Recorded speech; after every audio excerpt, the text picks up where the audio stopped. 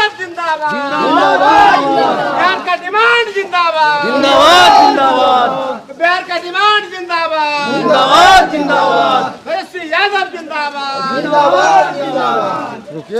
धुरिया विधानसभा के उम्मीदवार हैं त्रिभुवन दास। राजद ने इस बार यहाँ पर नाम बदला है उम्मीदवारों का और चेहरा भी बदला है, लेकिन सिंबल वही लालटेन ही है। लेकिन त्रिभुवन दास को जिम्मा दिया गया है। एक चीज़ें पूरे धुरिया विधानसभा क्षेत्र में चर्चा है कि त्रिभुवन दास के आने से अब पूरा जो चुनाव है वो कॉन्टेस्ट में चला गया है। ये चूंकि एक बड़ी आबादी आपके विधानसभा में यहाँ पर जातियों की है, क्या ये चर्चा कितनी सही है? चर्चा आपको सबसे पहले मैं तो आपके चैनल से सभी धुरिया विधानसभा के वासियों को, देवतुल जनता को मैं बधाई देना चाहता हूँ, प्रणाम करना चाहता हूँ, सलाम करना चाहता हूँ। इस बार का जो है ना टिकट धुरिया को बेटा को बहुत दिन के बाद मिला है और सब लोग हर्ष और उल्लास के साथ जो है ना चुनाव प्रचार में लगे हुए हैं और उनको लग रहा है कि ये धुरिया का बेटा है, हम चुनाव लड़ रहे हैं। ये कितनी बातें सही है कि बहुत दिनों के बाद आपको एक लोकल तौर पर तो जान ही रहे हैं, लेकिन एक चीज़ जो बताया जा रहा था कि यहाँ पे नरेश दास की जो एक खाई थी, जो 25 वर्षों से विधायक था, आपकी जाति में खासतौर से यह चर्चा है कि वो अपनी जाति के होने के कारण से जो रविदासी समाज का वोट है वो आपकी तरफ टर्न अप होगा। हमारी पार्टी जो राष्ट्रीय जनता पार्टी है वो A to Z की पार्टी है और ऊपर का नेतृत्व जो भी निर्णय लिए हैं उनका स्वागत पूरा धुरिया की जनता कर रही है। अच्छा त्रिभुवन जी, एक चीज़ें क्षेत्र में ये भी चर्चा है कि आपका मुकाबला मनीष कुमार के रूप में कहते हैं विकास पुरुष है वो वहाँ पर, और आपके पार्टी के जो विधायक थे भूदेव चौधरी, वो 5 वर्षों तक विकास ना करने का उसके ऊपर में एक बड़ा इल्ज़ाम है। तो एक तरफ आपका मुकाबला मनीष कुमार से है, दूसरी तरफ आपकी पार्टी के ही जो यहाँ पर विधायक थे उन्होंने जो एक विकास की लंबी खाई यहाँ पर खींच दी है। तो ये लगता है कि ये पूरा का पूरा आपके लिए एडवांटेज है या डिसएडवांटेज है? इसको कैसे मैनेज कीजिएगा? देखिए, जो पहले विधायक जी रहे हैं मनीष कुमार जी, वो तो बाहरी उम्मीदवार हैं और काम क्या कराए हैं सबको भली भांति पता है।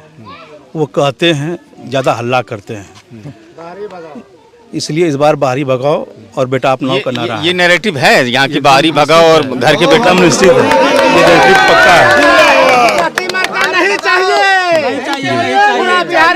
जीत को लेकर के कितना आश्वस्त हैं आप? जीत को लेकर के फॉर्मूला क्या है आपका? आप सर्वे करा लीजिए, पूछ लीजिए। हम तो कह रहे हैं कि 100% जो है ना राष्ट्रीय जनता दल धुरिया में जीत रही है। अक्सर देखा गया कि आपके समाज के लोग नीतीश कुमार को वोट करते रहे, लेकिन इस बार का क्या है सिचुएशन? कुछ करते होंगे, लेकिन इस बार की जो है ना जो हवा है फुल्ली सपोर्ट है हमारी जाति बिरादरी का और हम उस पर नाच करते हैं कि उन्होंने इस बार जो समर्थन दिया है वो लकीर जो है ना जो हमारे समाज की है वो लंबी लकीर जाएगी। असलम भाई, आप इधर आइए, आगे आइए। आपका तो लंबा अनुभव रहा है राजद के साथ में काम करने का और अल्पसंख्यक समाज से भी हैं।